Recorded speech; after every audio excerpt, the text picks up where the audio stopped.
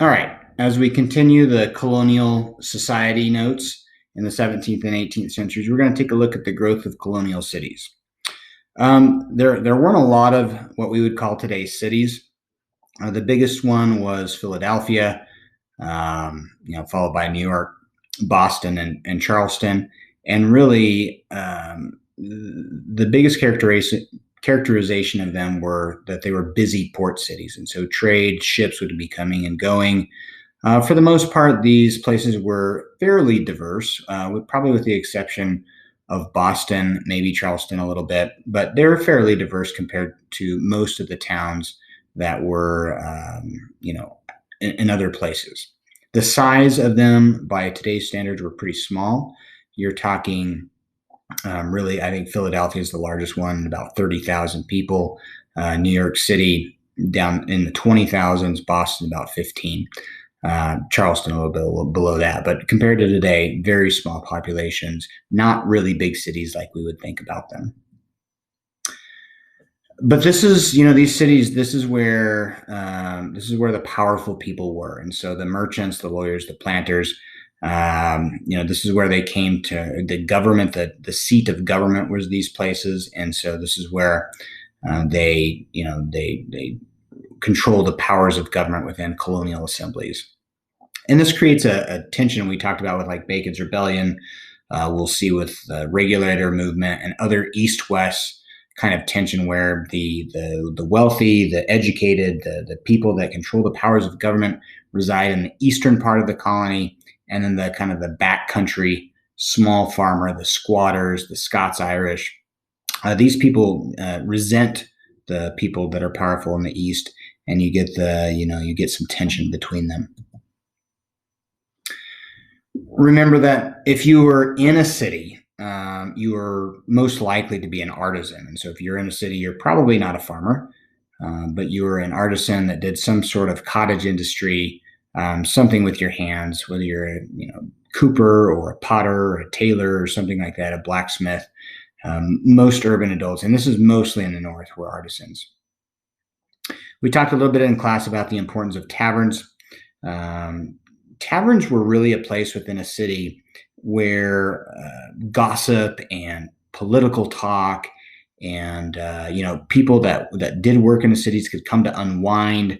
It was a lot of these people had close connections with the tavern keeper or the barkeep, but it was really a place, and it later becomes this during the Revolutionary period where people came to exchange ideas and talk politics and talk about the problems of society and how they were to fix them.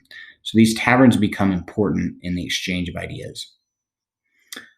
Okay, I'm going to go through this one pretty quickly because we already talked about it. But in terms of how the New England economy fits within the mercantilist system, remember that the idea of mercantilism is benefit of the mother country. There's a finite amount of wealth, and if we have a greater share, then our rivals have a lower share. And so really the colonies existed not to develop themselves, but to provide and produce cheap raw materials so that the mother country could turn them into manufactured goods and sell them for a profit. And that would be good really for everyone, but especially good for the mother country, for England. Now, from the years of Jamestown, so we're talking 1607, and really up into the Restoration, the monarchy could really care less about what the colonists did. I mean, there was so little in terms of wealth production. They obviously didn't find gold, and as a result, really, the British government did not intervene in hardly any way until the 1650s, when you have the first Navigation Act. And so this era has been referred to as the era of benign neglect. And why that's important is that between the two eras of neglect that we'll talk about, the Americans really get this sense of independence. And they first kind of see it as something that they have, but then they begin to view it as a right. And once they view it as a right, it's very hard for Britain to take it away from them. But again, the era of benign neglect is kind of seen at that beginning colony period between 1607 and about 1650. Okay, after 1660, you have the restoration of the English monarchy. And when Charles II is restored as the King of England, and then his brother James II. They really try to clamp down on trade of the colonies. They really want to kind of tighten control of mercantilism. They don't want the colonies buying stuff from their rivals. They don't want the wealth going out of the empire. And so they create something called the Navigation Acts, which means that any ships that come into colonial ports, they need to be either colonial or English. And they don't want the French, they don't want the Dutch, they don't want the Spanish sailing in and selling their goods within the colonies. And to make sure that this happens, the Dominion of New England is created. And the Dominion of New England basically just wipes free the colonial map, so to speak, for a kind of a 2-year period between 1686 and 1688. And in charge of the Dominion of New England is this colonial governor named Sir Edmund Andros. And he was not very well liked. He was very strict, even though he's probably a pretty competent person in terms of doing what the king wanted him to do. He antagonized a lot of the colonists. He really clamped down on smuggling. He enforced the Navigation Acts and really went out of his way to kind of, he was Anglican. He wasn't very nice to the Puritans in the area. And for a 2-year period, it really stifled the economy of New England. And it led to a lot of smuggling and stuff like that that would cause later trouble for England. Kind of an offshoot of the Dominion of New England, what we're going to see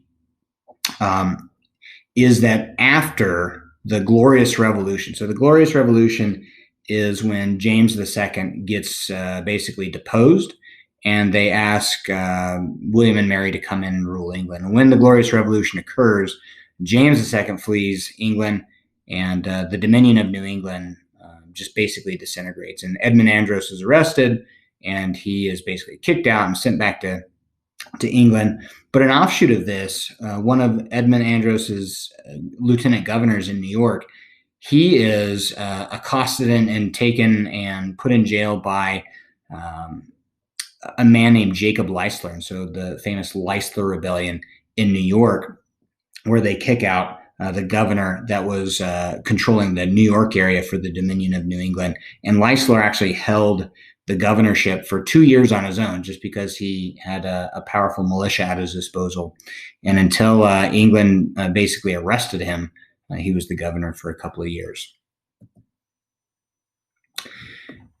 Now, when the Glorious Revolution occurs, and at first William and Mary will sort of clamp down on trade outside of the colonies, but really once the Hanoverians come in, so we're talking about like the Georges, so George I, George II, really they do not clamp down on colonial trade, and they initiate what's called the era of salutary neglect. So the era of salutary neglect really, I guess you could say, runs from the end of the Glorious Revolution, but kind of starts in the 1700s and goes up until King George III comes in 1760. And this era of salutary neglect is very impactful in terms of the colonies, because it's during this probably 50-year period where the English government does not do anything to regulate them internally. Now, externally, they will have to pay tariffs and they will have to do things that regulate trade, but at least internally, the British government does nothing to stop the colonists from ruling themselves. And they get used to this, and this becomes a huge problem when they do later try to clamp down after the French and Indian War. Okay, there's a couple of other currents going on in society that we need to talk about. One of them is the Enlightenment.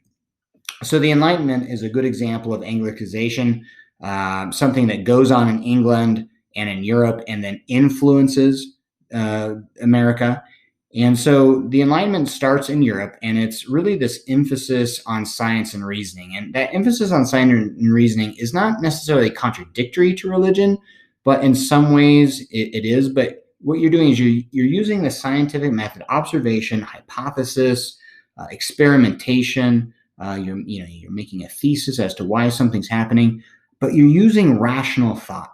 And why this is important to us is because that idea of rational thought gets applied to making society better. And so making social progress, technological progress, obviously, this is going to affect people in the Industrial Revolution. But in terms of what will become the United States, one of the biggest impacts will be politically, on political thought. And this idea that John Locke in particular comes up with, that you don't need a king. And certainly the divine right of kings is a ridiculous idea, according to Locke. And that people can enter a social contract, they can create a government, they can rule themselves.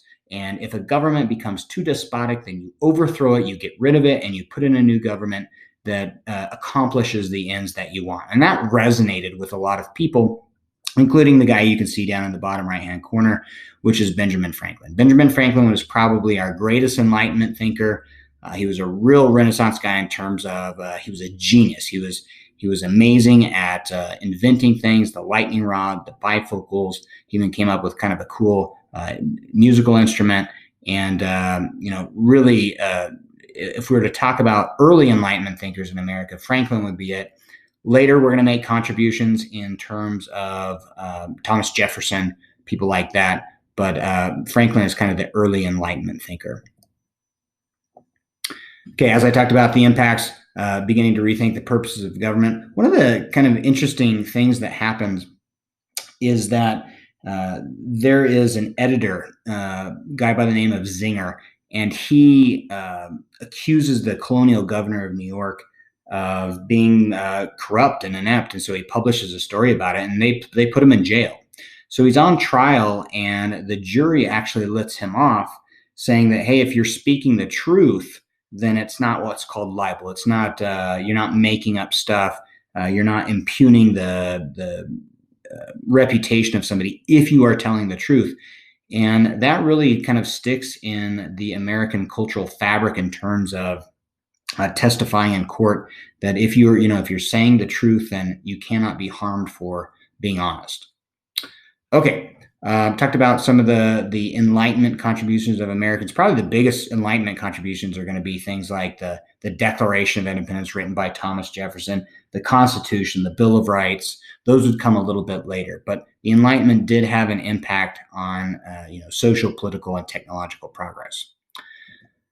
But one of the things that we see in terms of the Enlightenment is this different way of thinking, and it starts to impact religion. And one of the biggest religious currents during the 18th century is the Great Awakening.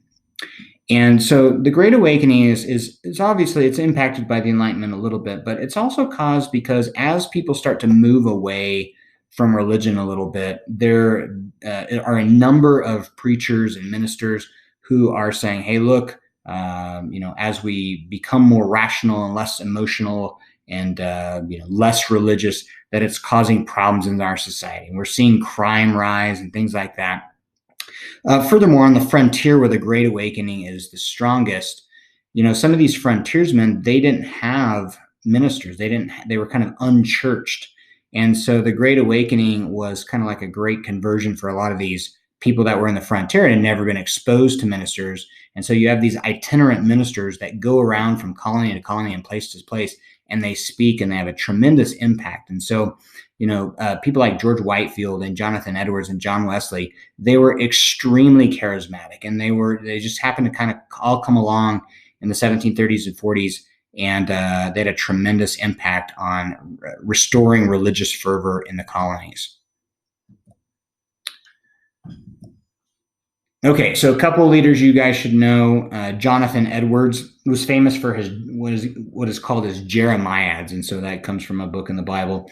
But Jonathan Edwards, probably his most famous sermon, Sinners in the Hands of an Angry God, where he literally, pun intended, scared the hell out of people, but talked about how real hell was, and how God holds you over a pit of eternal hell, and if you don't do what he's supposed to, you're going to burn there forever. And these people were the ministers were very charismatic, very emotional, and it got a lot of the crowds fired up to where it created this just religious sensationalism, this religious revival. But it had an unintended conflict, unintended kind of impact in that it wasn't the old Puritan way of viewing things. And so, one of the currents of the Great Awakening was that anybody could be saved. It wasn't just the converted. It wasn't just the elect, the visible saints, the people that had been predestined to go to heaven.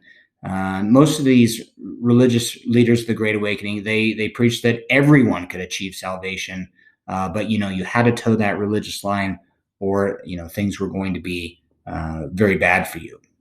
Now, probably the most famous of the Great Awakening ministers was this guy named George Whitefield from England, and he had quite a reputation. He had a booming voice. He was extraordinarily entertaining to listen to, and he went through the colonies. He even at one point went through Pennsylvania, and Benjamin Franklin, who was a noted deist and not really religious really at all, was so swept away by George Whitefield's message that it's rumored that he emptied his pockets and put all of his money in the communion plate, and was just swept away by George Whitefield's message. All right, so what does the Great Awakening do? Well, it kind of splits religion into what we call old versus new lights. So you have these old lights, who are these Puritan ministers, who they realize that Puritanism is waning. And that's probably one of the biggest impacts, is that we see Puritanism start to become in the decline. And so that the Congregational Church, this idea of predestination, this idea that there are only a few people going to heaven, this idea is not very popular. And so we see this as kind of the beginning of the end of Puritanism.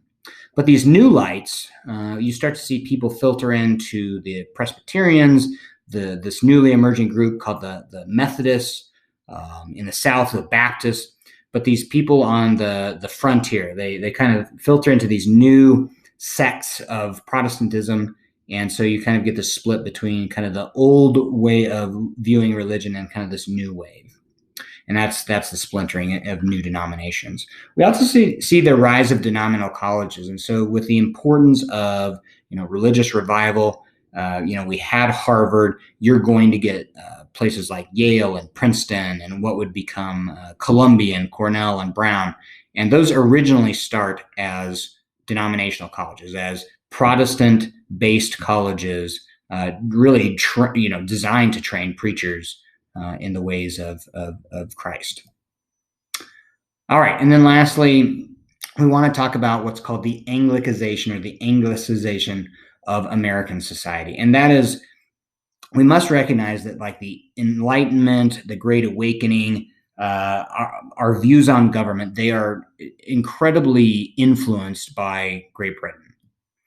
And so if you take a look at like our colonial governments are set up like little parliaments. And what I mean by that is, in England, you have the king, you have the House of Lords, which is the wealthiest people. They are named pretty much by the king. They're not elected, and they are the upper house in Parliament.